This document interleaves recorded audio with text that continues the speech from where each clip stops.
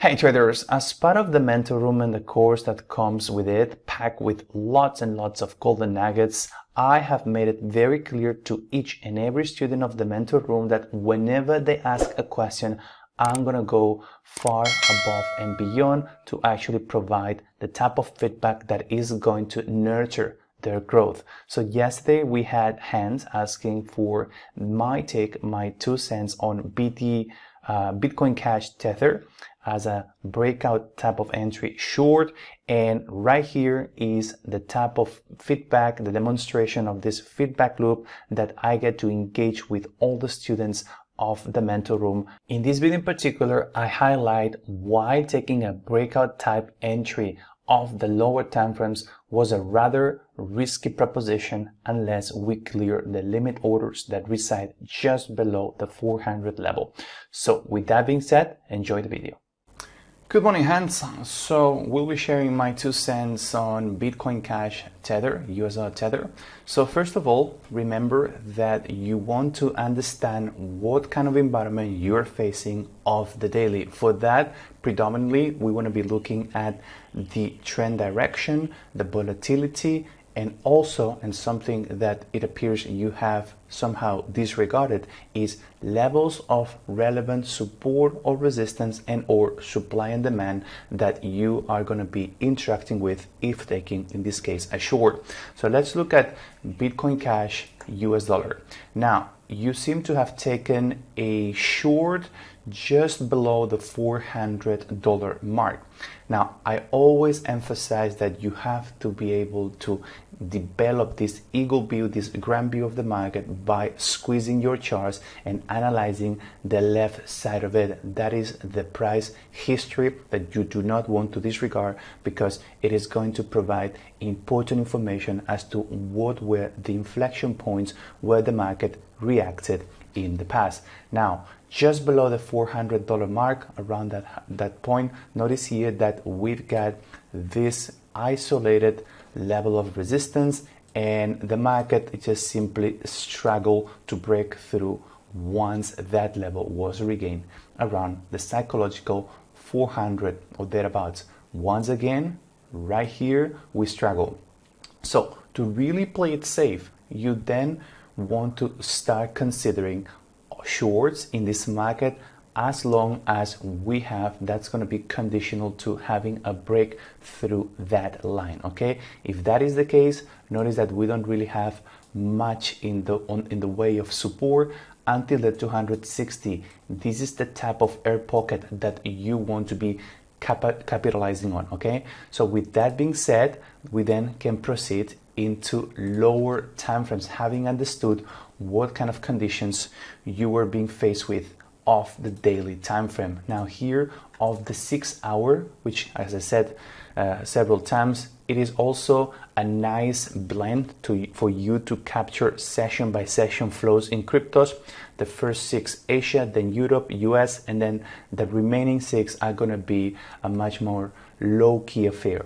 So here, no wonder that we are once again rebounding off this level around the 385. That's the one that we have identified of the daily. Okay, so you want to keep fresh in your mind this line. You can actually color, you can use different colors depending on what time combinations you are using. The daily in my case is red, then as I go into the 6 or 8 hour, that's going to be color in blue, and then as you move into your entry time frame, you can color that in a different color like magenta, black. It's really up to you. Okay, so that's where we stand in the 6 hours. Notice that we also continue to be trending lower. Volatility has picking up, but the point that I want to make is that we are faced with a major level of support of the daily. So if you're going to be taking a breakout, you said that you were taking a breakout of the 15-minute time frame, and you're going to be taking that breakout that heads straight into this line, you're going to be, as I always say, asking for immediate travel off the gates. Why?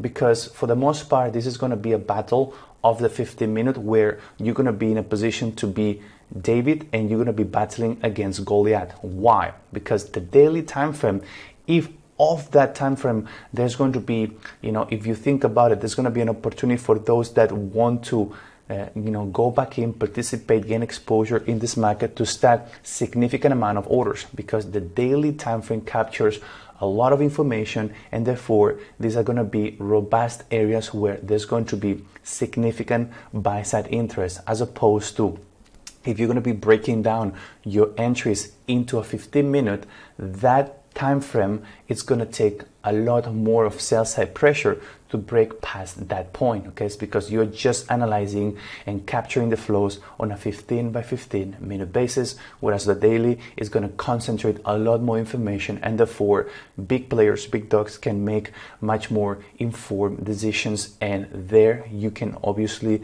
start to that time frame is the one that allows the big money flows to make certain decisions that are going to guarantee sufficient liquidity, since that gets to be inspected and studied of the daily time frame. Okay, the higher you go on a time frame, the more liquidity that you should be expecting around that level that you've identified in that corresponding time frame. Okay, so I gotta say that yes, we did have a suppression in volatility right here, so you could have actually been marking that area. Let's just say you can mark that area with a black line, and this, it is a valid breakout, so nothing wrong. Really well detected. I mean, I like the fact that you have spotted the right type of breakout. That being said, if you wanted to take this breakout, considering that there needs to be always an adjustment of the efficiency ratio, notice that the bar was pretty high in relation to the previous bars.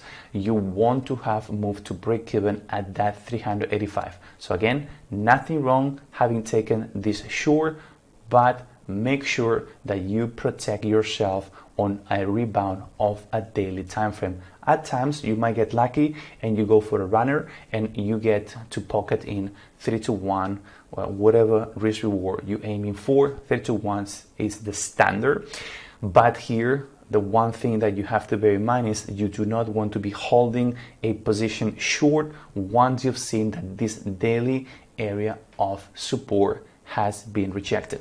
Hopefully this makes sense, this explanation. I will be providing more feedback as long as you keep engaging in the room. Cheers. Hey traders, Ivan from Global Prime here. Thanks for watching this video. Be sure to leave a like, a comment below, and remember, subscribe to the channel and click the bell button to get notified of the next video update. And whenever you're ready to join my course and the mentor room that I run, then be sure to click the link below, sign up, and I'll do my absolute best to take your trading to the next level. See you on the inside.